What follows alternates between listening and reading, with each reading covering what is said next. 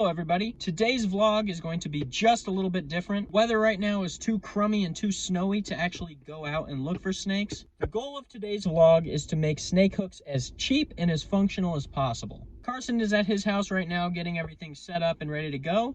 I went out to go gather supplies. We are at our first stop right now. The first stop is not totally necessary, but it is important for making a snake hook look good. I'm going into the belly of the beast. We are about to see more dads in calf-high white socks than anywhere in the world.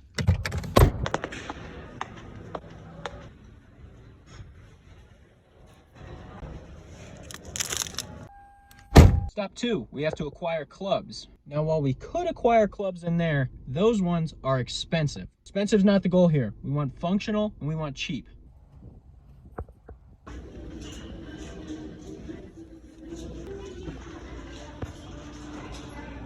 Hello, ma'am. I'm gonna put Mason on, is that okay?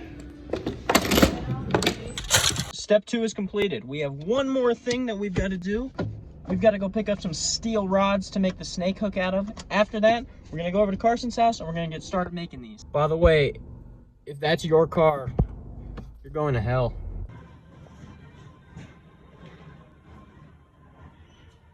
Today?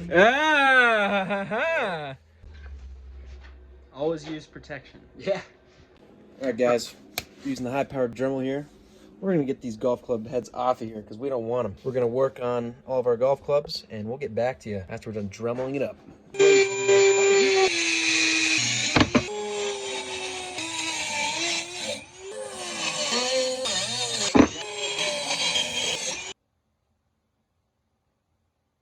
Next up, we cut all the heads off of these golf clubs. These are steel golf clubs. You can't use the carbon fiber ones or they don't work. So you got to use a steel. And then we are going to get working on the hooks and the rest of it. All right, so here's our first bend on the steel rods. We are bending it around this tube here to give us a good round one. Down here is a hook that Squid and I built a few years ago that has done me really well. So we're kind of using that as a model. But this one here is going to be most likely the worst one of the day besides the two that Carson and I royally messed up on. But this one should work pretty well. So we're going to keep moving with this idea and hopefully we get one. God, dude. So we're going to grind some more of these out and hopefully we get some that are a little better than this. Here we've got some of the better ones that we've made today. We used a 1/4 inch stainless steel rod for this one. The rest of these are 3/16. I think that the 1/4 inch is probably going to work the best, but we will see once we are done. The rest of these we made, various sizes. Something small like Lepidus or a Claw would work well for this. Bigger stuff like, Atrox, Viridis, some larger rattlesnakes will work great for these. We also made a couple stump ripper hooks.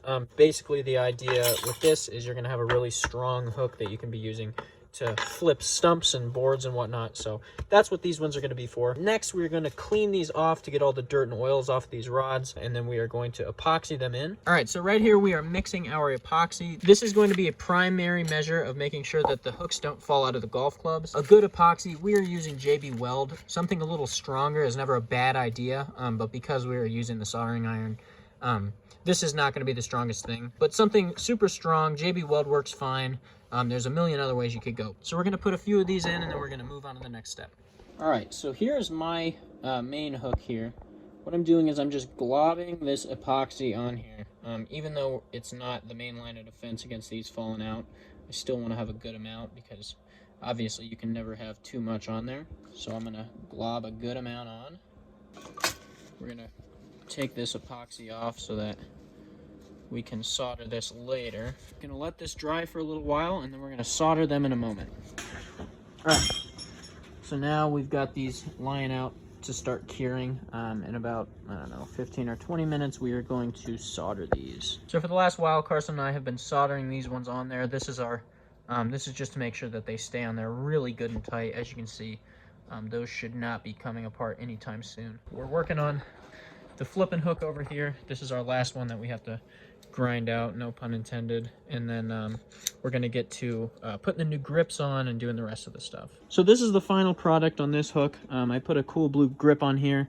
I'm not really going to go into detail about how you do that. You can watch another video on that. The last thing you will always want to make sure to do is to sand the tip of the hook on these down. I've seen a lot of people poke holes in snakes. This one's not quite done. I'm going to continue working it until that is basically as round as it can get. But for the meantime, it's good enough to show in the video.